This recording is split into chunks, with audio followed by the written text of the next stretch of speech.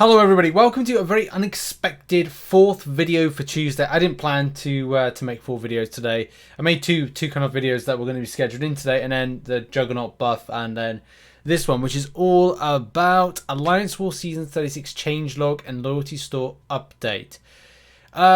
Best way I can describe this is the good, the bad, and the ugly, and how it affects different people in different ways. So I'm not going to pretend for a moment to know what it is like being in a master or, you know, top Alliance War alliance, but it definitely is something that, from the conversations that I've had, is something that is incredibly important from officers planning, the boosts that you get, the loyalty that you spend from the store, and all of those things in between those.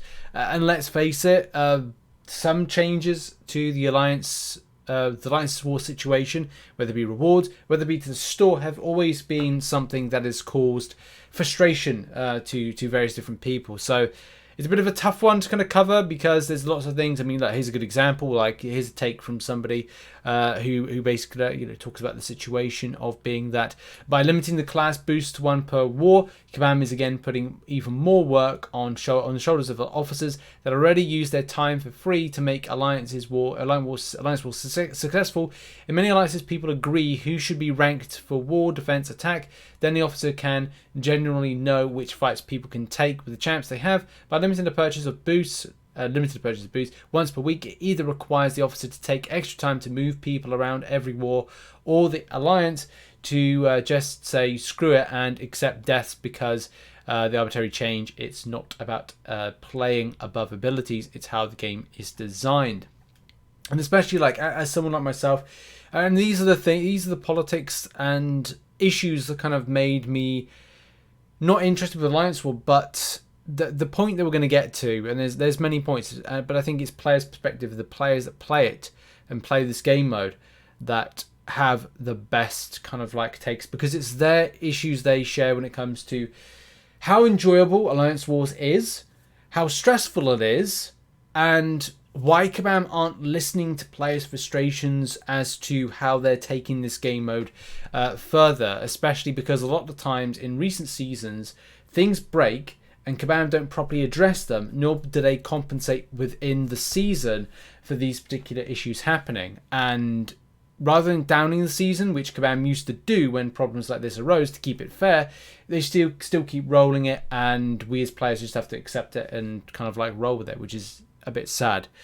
So I'm just going to cut to the chase and then go back to like the opinions from players on the situation of the boosts.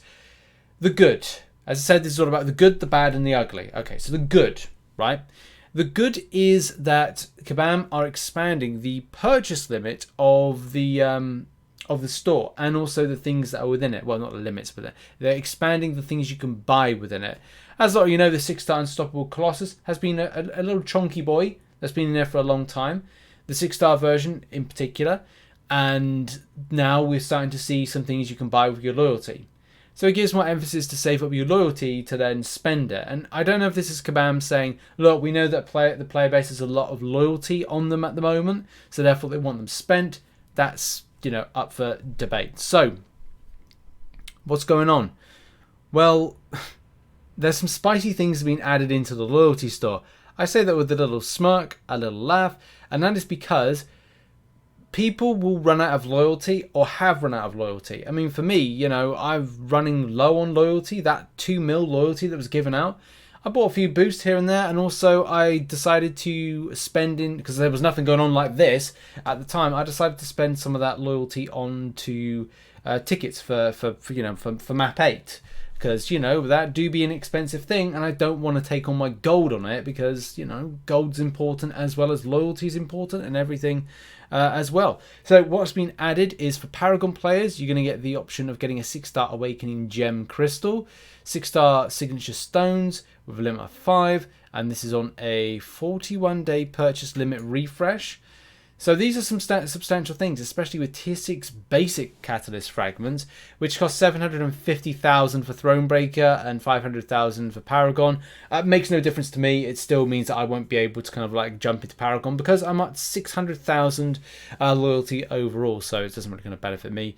But uncollected players will be able to get 50,000 with 50,000 loyalty tier 2 alpha, tier 5 basic, yada yada yada, all this stuff. And even like for Cavalier tier 5 class catalyst fragment selector 20%, that's pretty big. Like that's literally going to be like doing some pretty substantial content in things like Act 7 to kind of get that particular little gem there. So I'm kind of like, it doesn't put much of an emphasis of a value on the likes of getting Thronebreaker by working hard for it. It's like if you got a load of loyalty, you can get Thronebreaker just by kind of doing the pass that you need to do.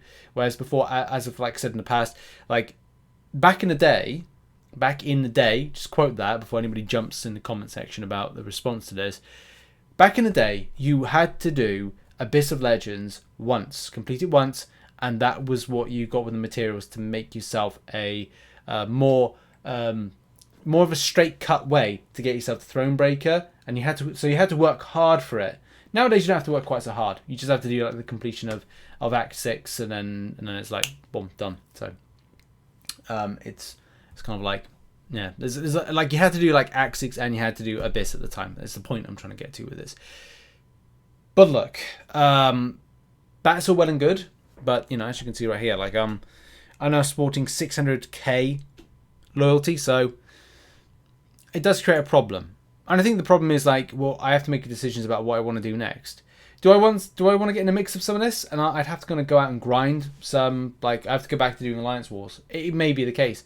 I'd have to assess like how much you can make from kind of being in a, because our Alliance does like, I think runs 1 BG in like map, in gold 1, gold 2, something like that. So it may be a case I'm coming back to Alliance Wars and doing that. I don't know, but you have to kind of like outweigh what you get back from it as to, do I want any of this? Is it worth it from a lower perspective? But the next point is to go to is like, well, the issues. And the issues are things like I personally like, and I'm surprised about this particular change. This change being here. At the start of the season 36, not pre-season, we'll be making an update to the current acquisition of class power boosts. We'll be moving these shift into a similar space as grey boosts. The new look for them in the store is as follows. All 200% class power boosts will be set to 1 week purchase for 10,000 loyalty. And then all 150% class power boost will be set to a 1 week purchase limit with a limit for 5,000 loyalty. So that's a bit of that does seem a bit of a stinker, especially because currently in game at the moment. Because I've just like purchased some of these today. If you go to your where's the loyalty store there, but it's odd that they've added an extra kind of 5,000. Like, well, I don't know if they are standard like 10,000. But look, like there's an unlimited purchase, and it's like, yes, you can purchase up to 3 for your stash, but it's very disappointing. Like I today purchased Cosmic Special Boost. I did Eternity of Pain with Venom Pool, and these two are great because I use these two in tandem. But say for whatever reason, you know, something went wrong and I had to, even though there's a good timer on them, say I had to kind of come back to the content another time, so I kind of lost out on 1 power boost because, I don't know, I had something to do. I had a heart attack and I could not return to it. I don't know. Like, I'm just giving you like an example. Like, you don't want to find that you have to kind of like constantly feel that you're losing out because you have a limit on them. So I really don't get that kind of like element of limit there with that particular one. That's an odd one. But as well, they're adding 200% class power boosts. They'll have a new 250 unit cost in the boost store. So they're adding them to the boost store at the same time. And as well, how they factor into like grey boosts, like yeah, are we going into a very kind of like odd situation now of everything becoming grey boosts? Like it's hard to really know where Kabam are going with this.